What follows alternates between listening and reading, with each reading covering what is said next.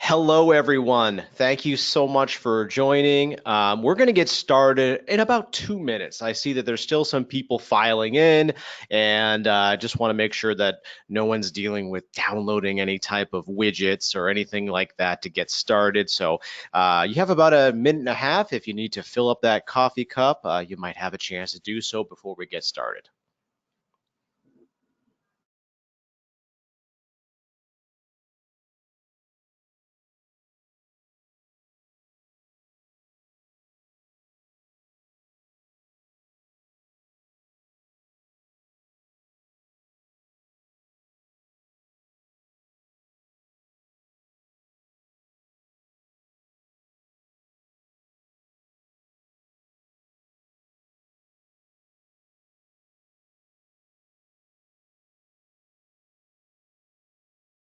All right, and for those of you that have just joined, we're going to get started in 1 minute. So let the countdown begin.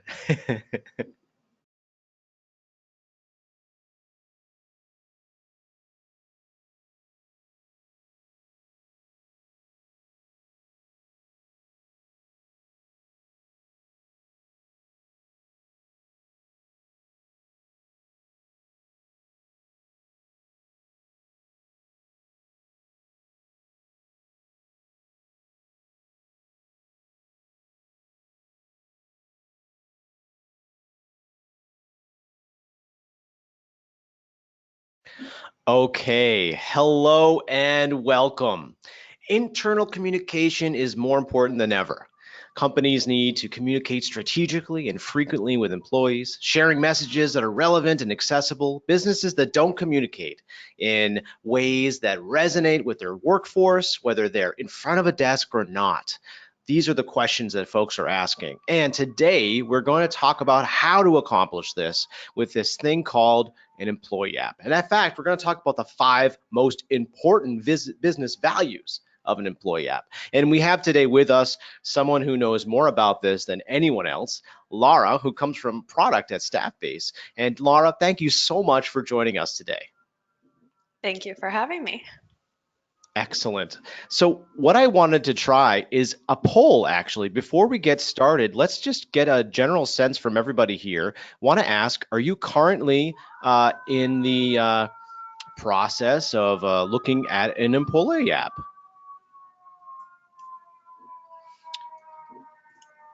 Okay, the poll is in progress. Okay, interesting. Good, good.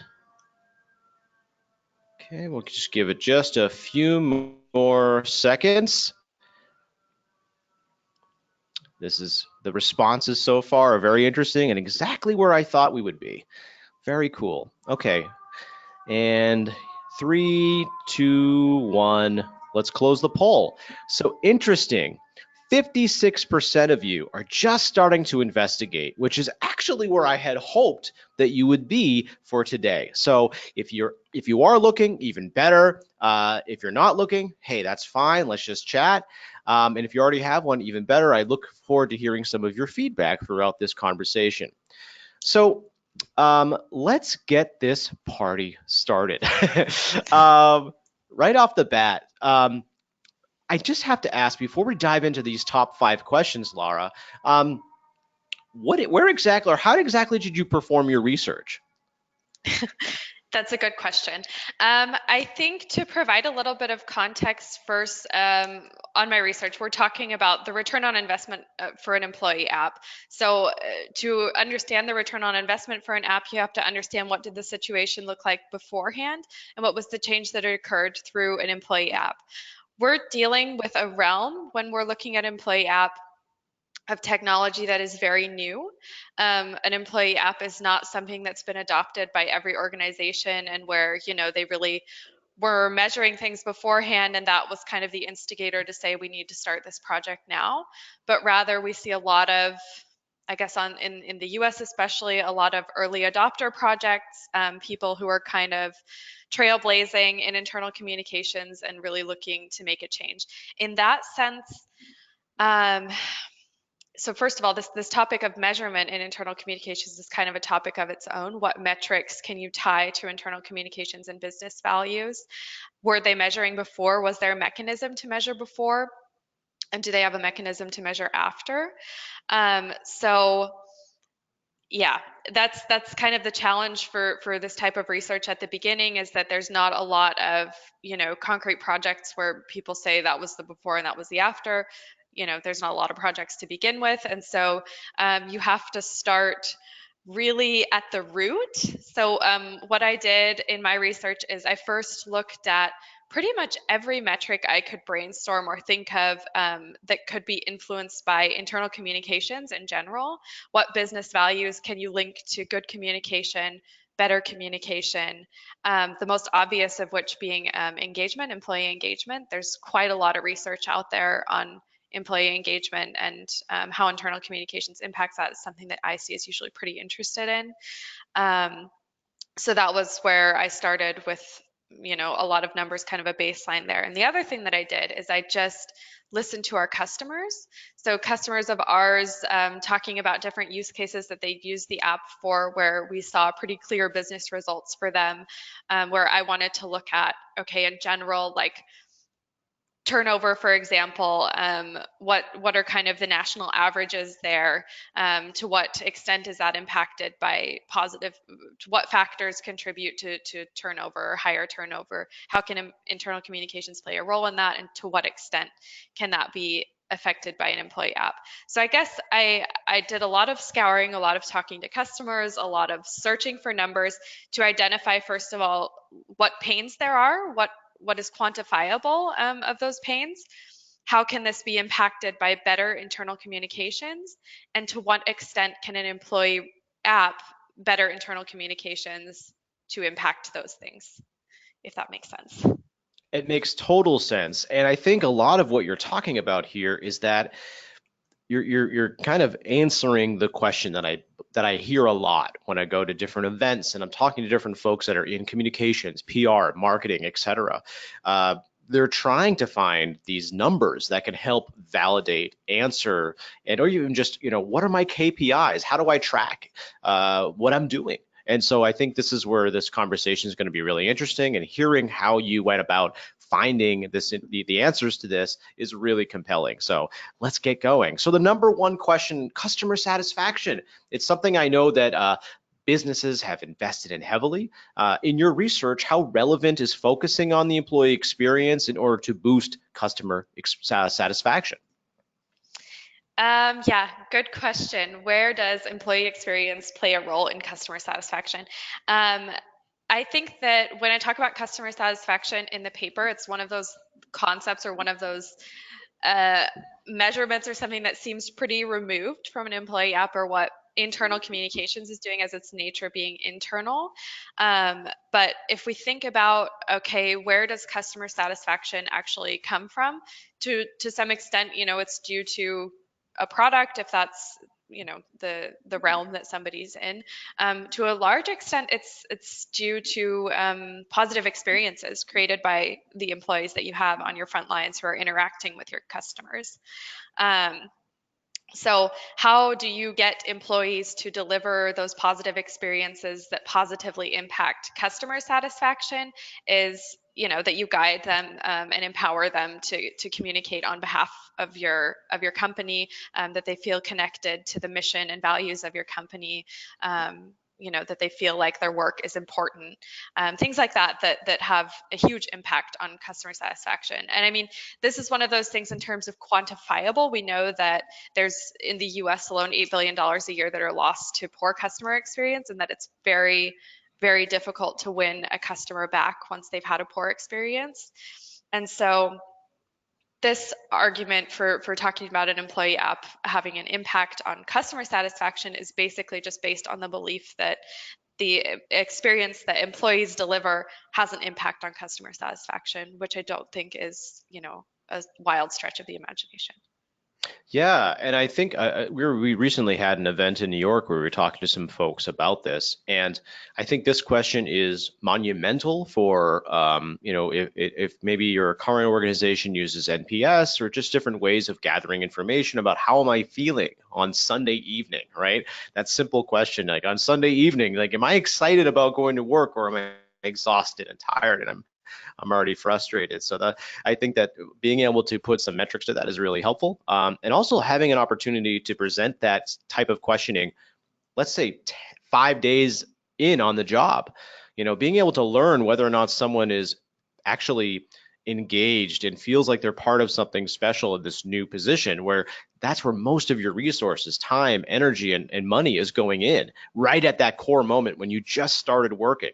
And if you could figure out an opportunity or identify some problems out of the gate, I can't imagine there not being value there. Yeah, absolutely. So, okay. So speaking of starting out, you've written a lot about employee turnover and the costs that are associated with recruiting. So what have you seen from your research that helps mitigate this growing problem? Yeah, turnover and recruiting.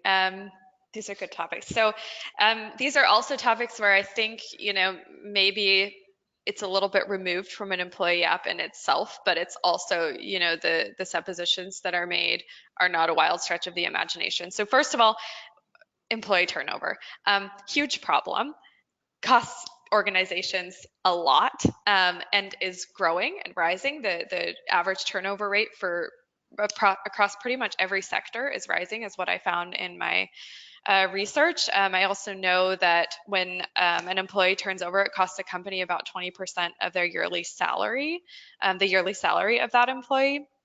So the cost of this is huge, and it's also something that's growing.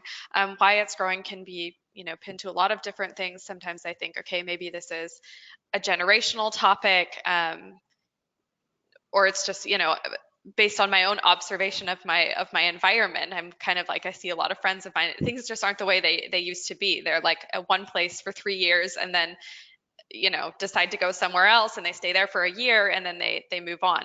And so, that can be tied to a lot of things. I think it can be pinned down to either an employee has another opportunity that's more enticing to them, or they're dissatisfied with their experience at the company and they, imagine it being better somewhere else. So I think that the link to engagement is actually in and of itself a measure of likelihood for an employee to turn over. Um, the link to internal communications there being that engagement is one of the biggest metrics that internal communications looks at, is not a wild stretch of the imagination either. So this certain, identification with a company, identification with mission and values, feeling deeply a part of the company, is really a topic that's addressed by internal communications a lot. In terms of recruiting, this also has to do with, the likelihood and willingness of an employee to advocate on behalf of their company and say, you know, we know, I think it's kind of an unspoken thing that there's so much that goes through connections these days in terms of job search, things with recommendations, that people really utilize their personal networks when they're looking for employment opportunities. And so there, it's super important that companies find a way to instruct their employees on advocating on behalf of the company, that they're aware of positions that are open. And that's something that internal communications obviously has a hand in together with HR, and can also be, made possible with an employee app in an easier way. Excellent. So a lot of what you talked about, it seems like, it relates to this next question, which, we hear a lot about productivity. And my immediate reaction to the word productivity is a little bit of suspicion because it doesn't feel very tangible to me. It feels like something that I really can't measure. It just sounds like a feeling more than an actual thing that I can quantify. So what were some of the biggest challenges that you had when you were trying to uncover or just trying to pin like a dollar sign to productivity? Good question. Productivity is definitely one of those metrics that is a qualitative metric in and of itself that we try and make quantitative. It's kind of a subjective thing, but basically what you want to do when you're talking about quantifying productivity is you first need to define in productivity, or yeah, what does it mean to be in productive, and productivity is also always going to be tied to time in some way. Yeah, so how I did this in my research is I said in productivity is time wasted on redundant activities. A lot of the time, in the case that I'm looking at, that means that an employee is spending time or wasting time trying to find information that's already somewhere available to them, but they can't find it because it's not accessible to them. That can be, yeah, things with inefficiencies in terms of processes that are still being done on paper or are very cumbersome because they haven't been digitalized in some way yet or made easily accessible to employees, things like that. So then productivity means not wasting time. So you're, yeah, that would be kind of the pinnacle of productivity for me. So yeah, this estimation, I think for in productivity, or the cost of in productivity, can be pretty easily linked to salary. When you say, okay, this is the amount of time being spent, time wasted on redundant activities, and then you look at how much time is that as a percent of the person's working time, and then you can tie that to their salary. So that's how I approached that. Excellent. Another word. Now, this is the word. This is the word of the year, at least in terms of when you're talking about communications or internal communications or internal marketing, PR, engagement. It's like that is the word. You must have that. You must have engagement. You got to have engagement.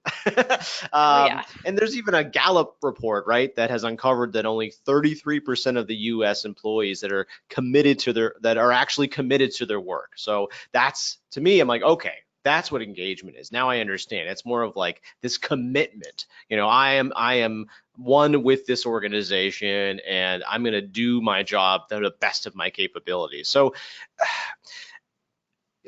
the same report directly connected the decrease in performance and turnover. So what is engagement to you, and how can organizations increase it in order to increase productivity? So engagement at the end of the day, I think in very simple terms, and if we're talking about it in like from a business perspective, is it's really an indicator of turnover risk. How likely is a person to stay or leave? Engagement, of what I see or what I uncovered in all of the research that I did, is driven by a number of things. It's driven by, first of all, recognition. Does my employee feel like the work that they do is seen and noticed and appreciated? Purpose and goal alignment with the company, that the employee is aware of the purpose and goals of the company and really feels like they identify with that, and you know, feel like there's a reason that they go to work in the morning. The next one is a communication of business goals. So from leadership, also like a certain level of transparency, that they feel like, okay, they see the bigger picture of things too. It's not just this, what is the purpose of my job today when I go there, but what is kind of the long term, that they see this vision. And the last one is the ability of an employee to give feedback, which is obviously something that is, you know, impacted by internal communications too. So engagement is obviously something on that front that is hard to measure and hard to quantify. What Gallup does in their research is that they create different tiers of engagement. So they'll say, okay, an employee can be highly engaged, highly disengaged, somewhat engaged, whatever, and they try and pin each tier to sort of the likelihood of an employee to turn over. So that's how I understood engagement in my research, and where I would try and look at and say, okay, better communication, or there's also a lot of research out there that says, okay, if you can better internal communication to this extent, you have the chance to move employees who are in this tier up to the next tier. And so yeah, that's how you look at the impact. There is the ability to move somebody from one tier to another. Interesting. And I think the number five issue or value that we're going to talk about really there's a nice parallel between what you're talking about here, because in particular, if you're talking about engagement, you mentioned a lot about collaboration, a lot about, if you need to understand what those high level business goals are and how they filter down to the rest of the organization. And I think in order to do that, you need to enable middle management. And so there's actually this really cool graphic in your report that highlights the specific ROI metrics of an employee application. But one of them is this enabling middle management part. And actually, you touched on how it reduces risk by saving illness and injury costs by 31%. And that directly grows revenue with an increased NPS by 7%. So could you just kind of like paint that picture for me and just map that so I can get my head around it? Yeah, sure. What's the deal with enabling middle management? I like the question.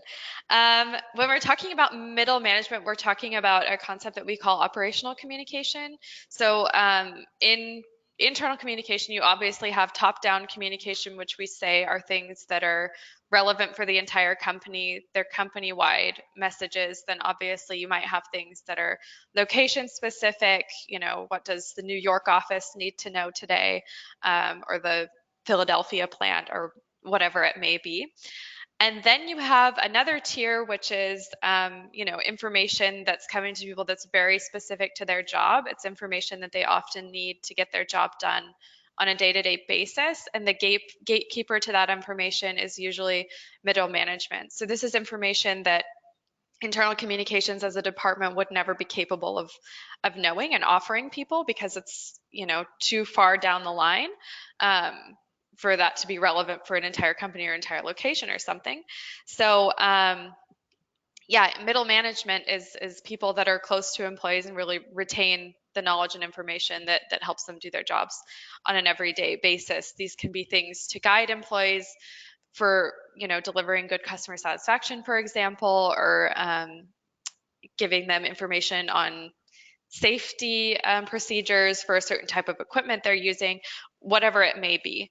And so when we talk about enabling middle management or operational communications, we talk about that internal communications starts to find a medium to give these people a voice, and to give them an easier way to communicate with their employees that isn't, kind of their own Wild West version of communication, but rather is also digitalized and arrives at employees in a convenient way.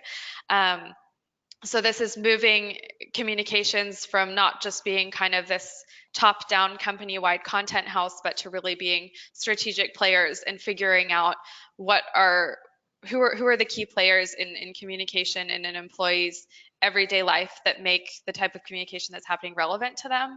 That internal communications kind of identifies those pathways and looks to empower those individuals to communicate effectively.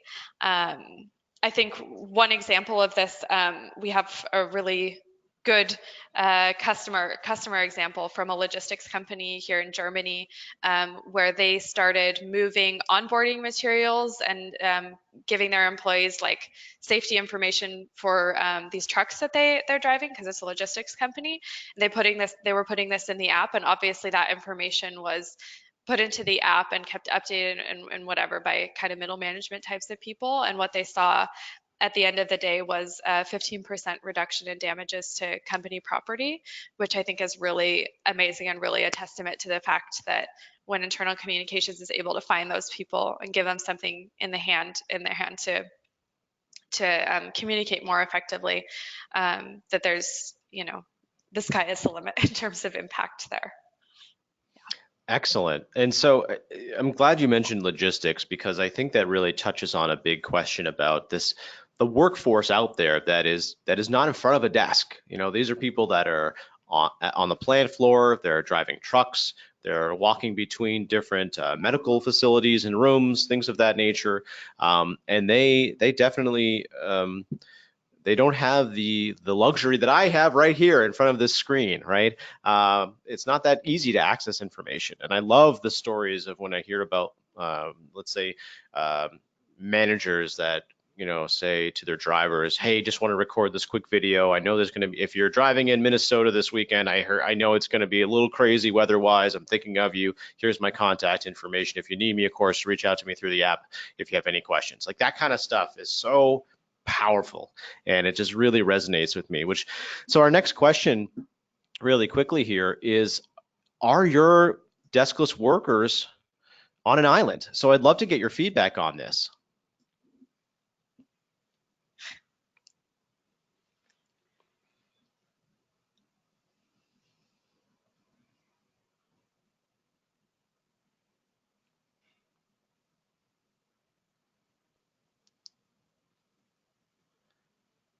Interesting. Very interesting results. Very interesting.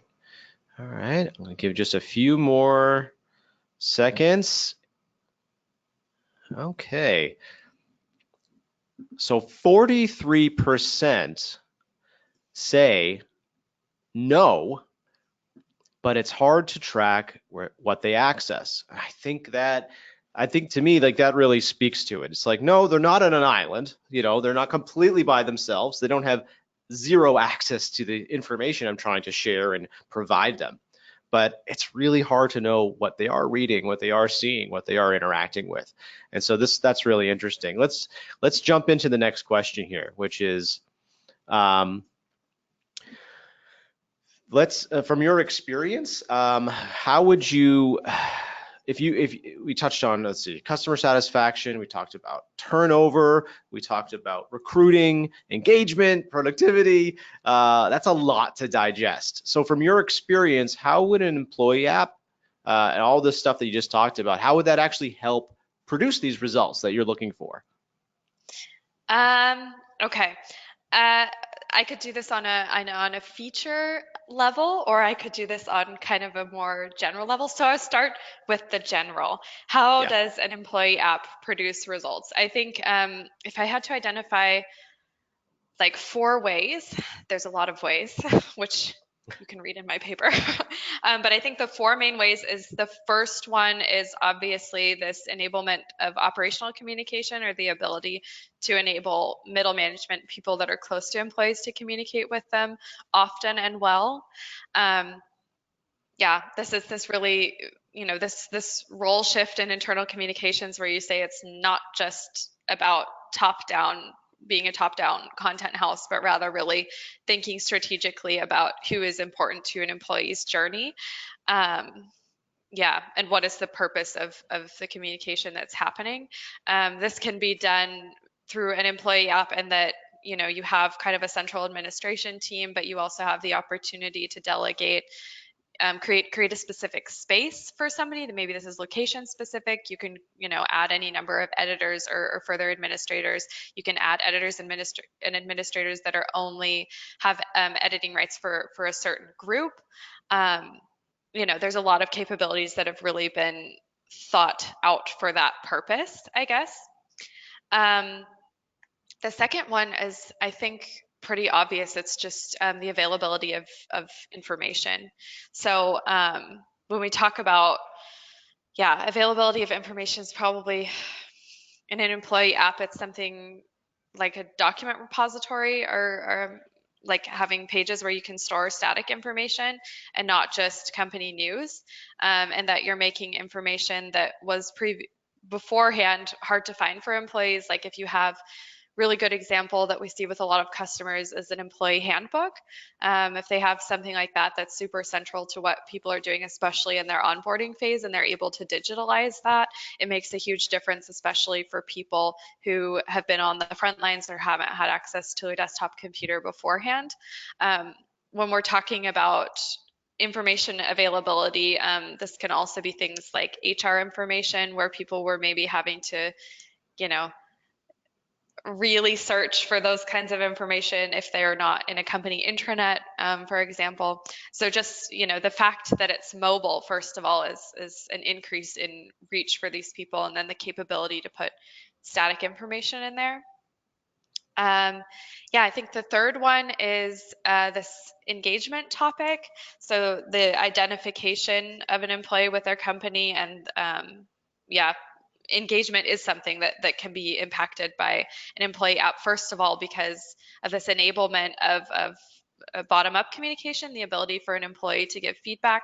And when we look at those 4 different metrics that, or 4 different things that drive employee engagement up, recognition, for example, is one that can be addressed in an employee app with a social wall, or maybe you have a Blackboard where you post your employee of the month, or you're able to, something we see in our app a lot is when people will close a project that they've been working on or something, they'll do a post in the app and get a lot of feedback from their colleagues congratulating them and stuff. Purpose and goal alignment. Another example from our app is that our leadership has been able to create a lot of transparency with the app in terms of being able to communicate quickly about why a decision was made, or about our goals for a certain quarter or something, where that's information that people maybe didn't have access to before.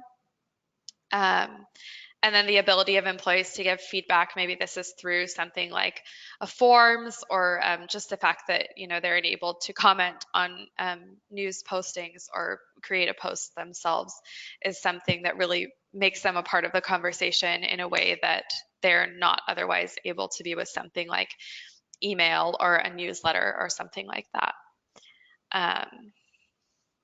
Yeah. And I guess one other one that I would have to mention, like when we're talking about recruiting, would be employee advocacy.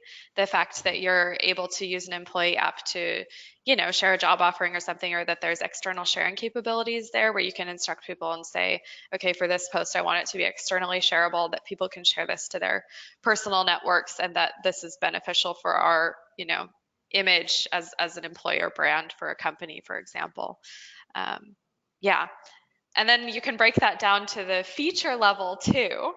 After I wrote the return on investment paper, I wrote the buyer's guide for an employee app, which basically talks about all of the different features that an employee app needs to really be successful. And I think that what feature or functionality has the greatest outcome, I would say, is first of all this document repository thing, because it allows you to give people information in a way that's also intuitive for them. There's some solutions out there where you'll have really just like a news feed, and at the end of the day, what keeps people coming back for more is the information that they need to do their jobs on an everyday basis. So that's where the document repository, where you can really put information in folders that are easily, people can navigate very easily, and that's an intuitive structure for them, is important. And also that this is lightweight, that you're not like bombarding people with information, that this is really something that you're able to target to specific employee groups, that they're, seeing a menu structure that's really made for them, stuff like that. And then the second one is forms. And I'm going to talk about a use case later that uses forms, where I'm just really excited about all of the many possibilities and how creatively you can use forms for digitalizing processes in a simple way. Yeah, we'll get to that. One thing that you said that really resonated with me, but many things resonated with me, but one of them was the idea of an employee handbook. And maybe this is opening Pandora's box a little bit, but it's my understanding of an employee handbook is it's a stagnant document that maybe once every 3 or 4 years maybe gets updated. It's usually a PDF, but inside it is like the most critical information possible. It's your core values. It's like access to what you're going to get in return for joining the organization. It's understanding just who you are as a human being and how your job relates to growing the business.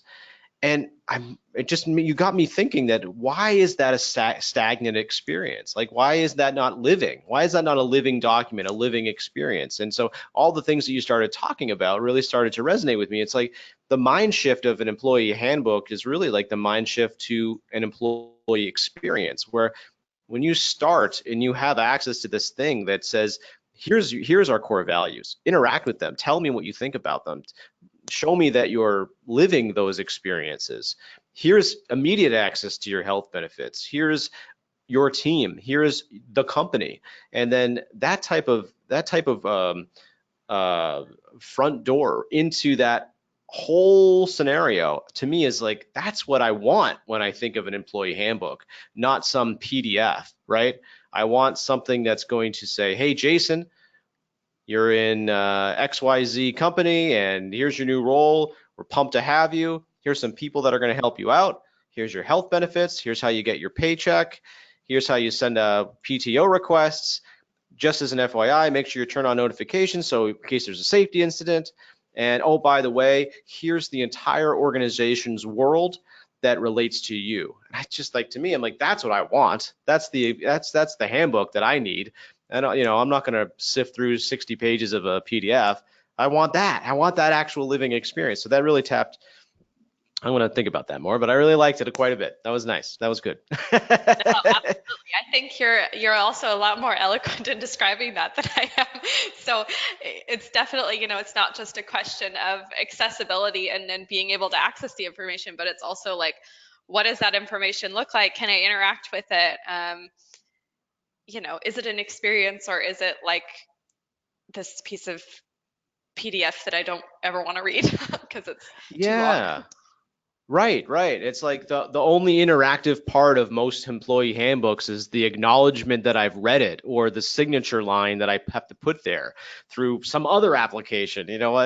I want to live the employee handbook. That's every Yeah. day should be the employee handbook. And I think that's I don't know, it really, a bell went off. Anyway, so okay, well, that sounds great. Then why are so many organizations still using email? Why are they sending company newsletters? Why are we doing this? What's going on here?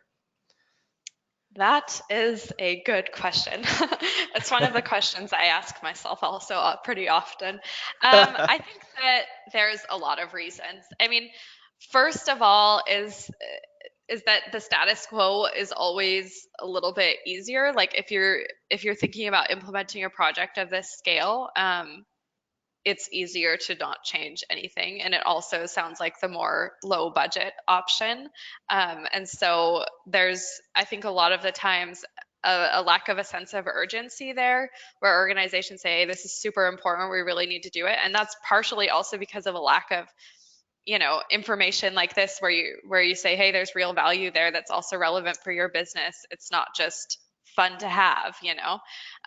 So that, I think there's an obvious question of any sort of IT tool that's being added to the IT landscape of a company comes with a lot of questions in terms of its capability with integrating with other systems that they're using, the willingness of IT to say, hey, we'll take on a third-party solution, and a third-party partner for that matter, and also the willingness of IT to say, okay, is this going to be something that's going to help us consolidate some of the different tools that we're using, or is this something that's just going to add another layer?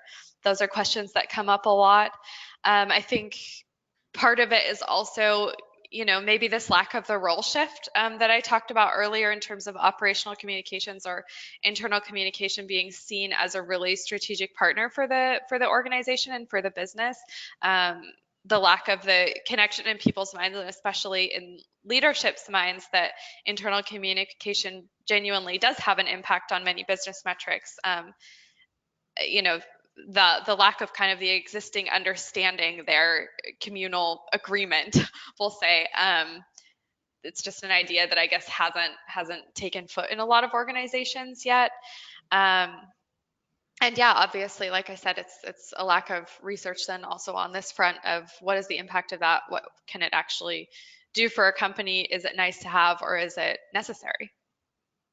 That's really strong, because I just last week when we were having our event, it was a really interesting conversation that was happening between someone who was thinking about, they're in the journey of going forward with an employee app, and then someone who has an employee app. And the question is email gone? Is it irrelevant?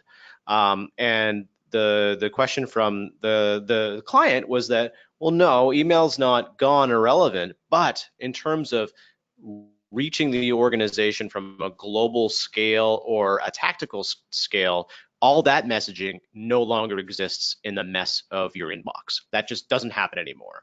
So I guess from the perspective of, from where I think the tone of the question was coming from, was saying, my responsibility as a communicator is the reliance on email going away. If that's the hope, it absolutely can. It really can, which is interesting. Yeah. Yeah. I mean, I think that there's obviously a time and a place for email. Um, Mm. Probably not in the company-wide news context. If there's still a time and a place for a printed newsletter, I would say debatable. Depends on your workforce. In many cases, no. Um, yeah. So the next question, to the 56% of the folks that are just starting to investigate this employee app, and also for the 11% that said, yes, yes, I'm looking for an employee app, what are some of the biggest blockers you're seeing preventing folks from going forward or committing to this? I think the first one is one that people would probably expect to encounter as well when they're starting to look at doing a project like this, is just a lack of support from leadership. I mean, we see cases from customers where sometimes the initiative came from leadership to begin with, where leadership was really aware of the fact that there's something called an employee app and they'd really like to have one. Those are obviously great cases where it's easy to push a project like this forward. But in a lot of cases, we see that the initiative stems from internal communications where they're really obviously convinced of this being a need for the organization and really see the value there, and then are going to have to convince other stakeholders like IT and their senior level leadership that this is, going to be worth their time. And so, yeah, that's probably one of the biggest blockers that we see there. So if you're attending this webinar, that's great because you're already got a little bit of ammunition in your hand to start building the business case for the project. The other one is budget constraints, that I think companies aren't used to seeing internal communications as a value creator, or they're used to seeing it more as like resource draining, in terms of like if you have a printed newsletter or something like that and you're not really able to measure what it does for your company, then it's kind of just a cost. And so the budget constraints that are put there are kind of based on this difficult mindset that internal communications can't create value for the company or doesn't have a link to business values. Yeah, we hear from some people that they say, hey, my team's just not big enough. Like, I don't know if I'm gonna be able to stem this on our own as internal communications. That's one that I think can be really well addressed when we're talking about distributed communication, or really identifying those strategic players, because those are, at the end of the day, your whole organization are the people that fill the app and not just you alone. So yeah, I think those are probably the most common blockers that we see. Mm, makes a lot of sense. Um, that's very helpful. I'm gonna skip the next question just because of time. Just let me just do the magical boop. The noise is completely required. If I didn't make the boop noise, it would not have happened. So thank you. I guess the biggest question here is if you could just wrap this whole conversation up in a nice package and put a bow on it and just say, what is the value of a mobile application into one digestible statement? How would you phrase it? Yes, this is hard because my paper is about 30 pages long. So to condense that into one statement, but I'll give it a shot. I think that the business value of an employee app is dependent upon the ability of an organization to see the strategic potential of internal communications and to allow them to have a hand in saying, hey, in an employee app, we can digitalize this process. We can, enable somebody to communicate here or there.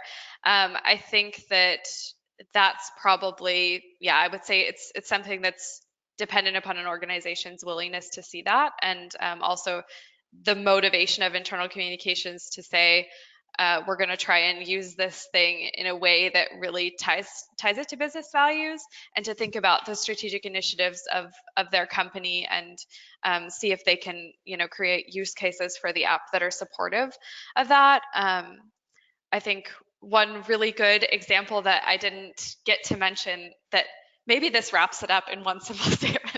We'll see. We have one customer case that is really cool, and I think is a great example of this, like, strategizing and thinking about company initiatives and internal communications being supportive of that. It's we have one of our customers in Germany, or in Austria, I believe, that's a property management company. So they're going around and providing services to their customers, repairing damages on houses and stuff.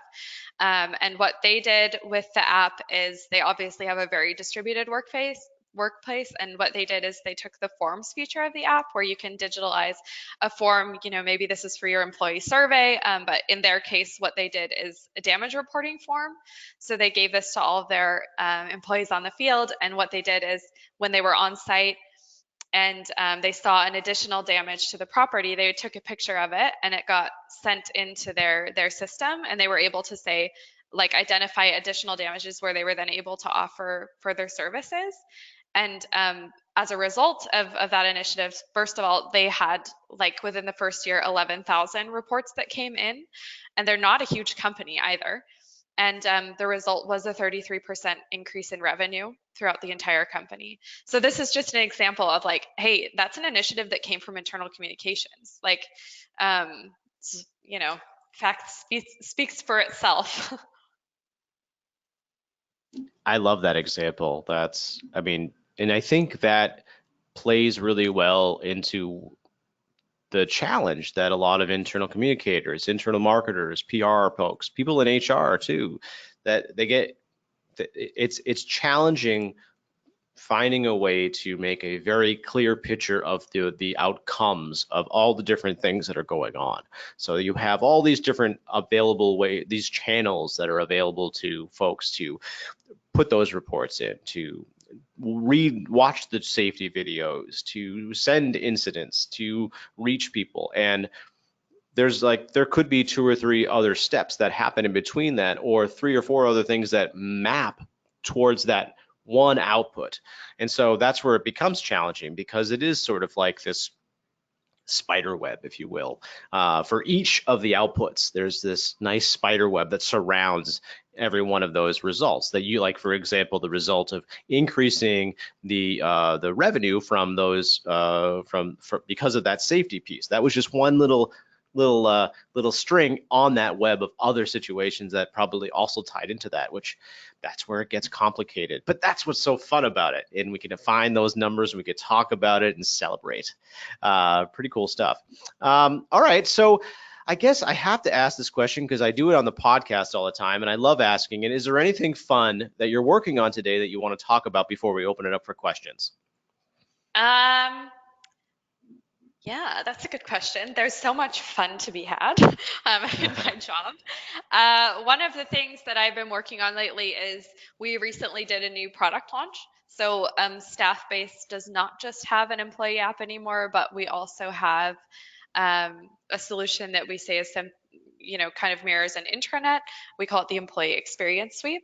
So we just got done doing the communication to our current customers on that, talking about how people can potentially, get rid of an existing and kind of outdated intranet with a more lightweight solution that's based on a mobile first, our mobile first approach.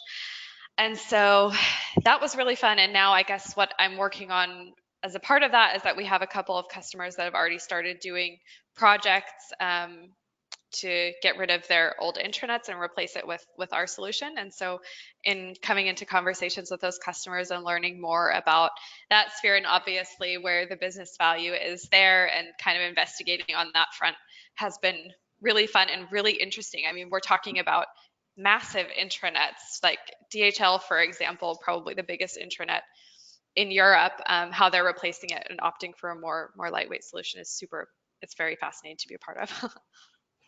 That is fun. That is extremely fun.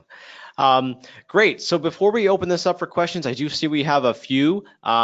If this sounds interesting to you, if you're just starting to investigate and you just want to see it in action, just go to staffbase.com/demo. And we have a really great group of folks that are extraordinarily knowledgeable about everything we just talked about. And they can show you how something like Staffbase can really revolutionize the organization that you work for right now and change communication for the better, especially if you're an organization that has been really centered around being organization specific and you're trying to move into being employee specific or centric. I think that's really going to be a success. So staffbase.com/demo, please go there. You will be very satisfied by our incredible team. Also, we do have this thing called the return of investment on an employee app. It's this 35-page document that Laura has just been talking about for the past almost hour now. This is her results. If you haven't seen it yet, I'll make sure that you get a copy of it so you can check it out.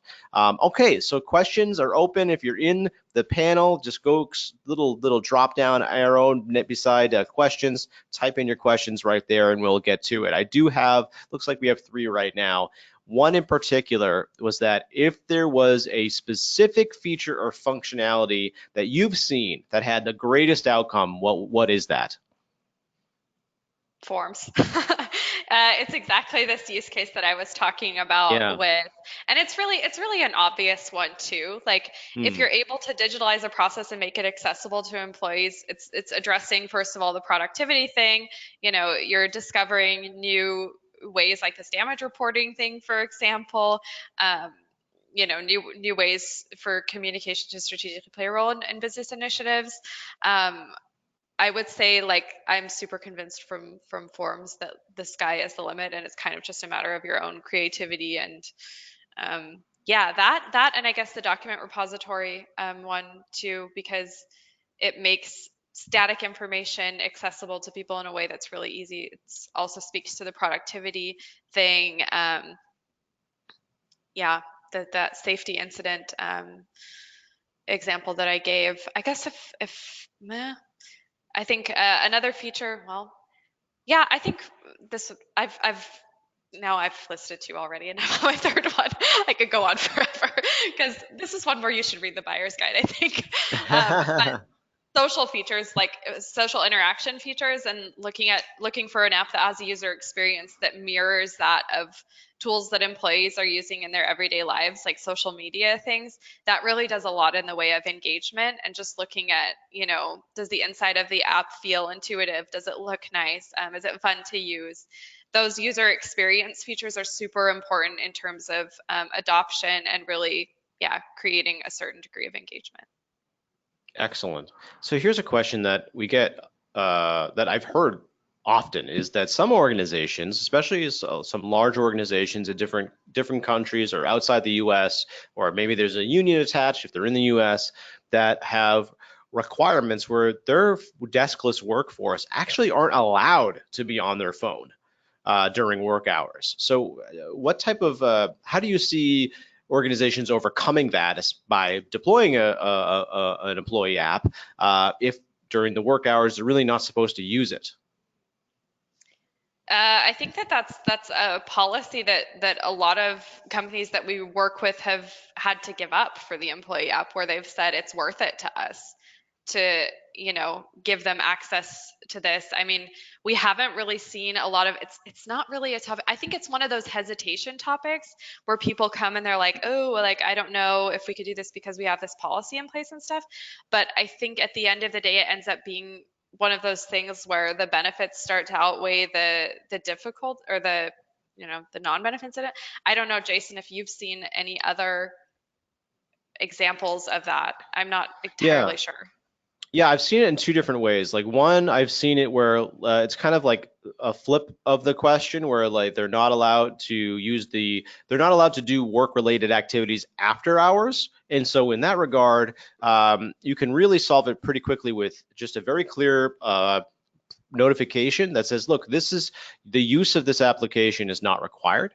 It is here for your convenience. And so therefore, we're not saying that you must use it, and it does not count as working hours, really. And that's really how that simple statement solves the problem, but it doesn't change the results, which is that people actually really want the information. They want to know what's going on in the corporate offices. They want to reach their team members that are in different countries. They want to know what they're doing. They want to see the images of the field workers sending gorgeous shots. We have this one organization that deals with wind turbines, and they send these amazing pictures and they share it, and it's just so like inspiring, and you're like, this is why we're here. We're changing the world. Those types of things are so important. That's how I see a lot of people overcoming it. And then let's say there's a lot of medical industries that have the application. Obviously, while a nurse is working on a patient, they can't be like, hold on 1 second. Corporate just sent me a message. I know we're putting a tube down your trachea. Oh no, obviously people are looking at stuff during lunch breaks, little sessions, things like that, but the engagement they're seeing is up. And actually that's what the next question is what are the average adoption rates for employees using the app? Great question. Do you want to touch on it first, Laura? I definitely have some answers too that I've heard. Sure. Average adoption rates, I think, Jason, you probably have more information on like our average adoption rate.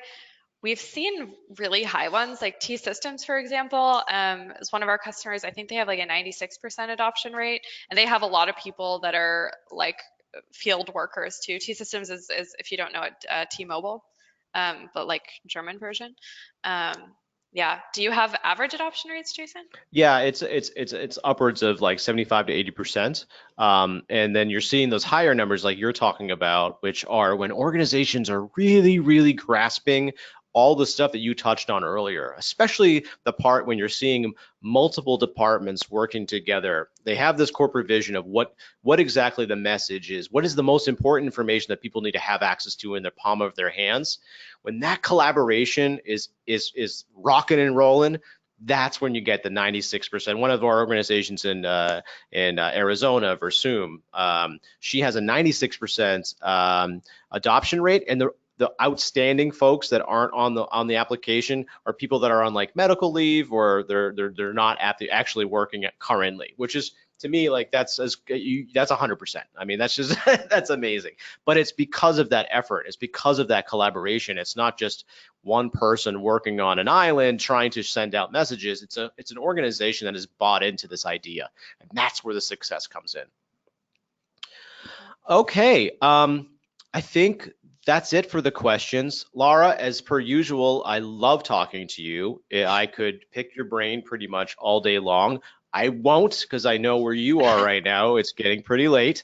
So thank you so much for your time. Thank you, everybody, for joining. You'll get a recording of this. You can share it with your peers, and I'll also make sure to link to Laura's document if you haven't actually read her guide, where all this research is there with incredible infographics, and enjoy. So I hope everybody has a great rest of their day. Thank you so much for your time. Take care.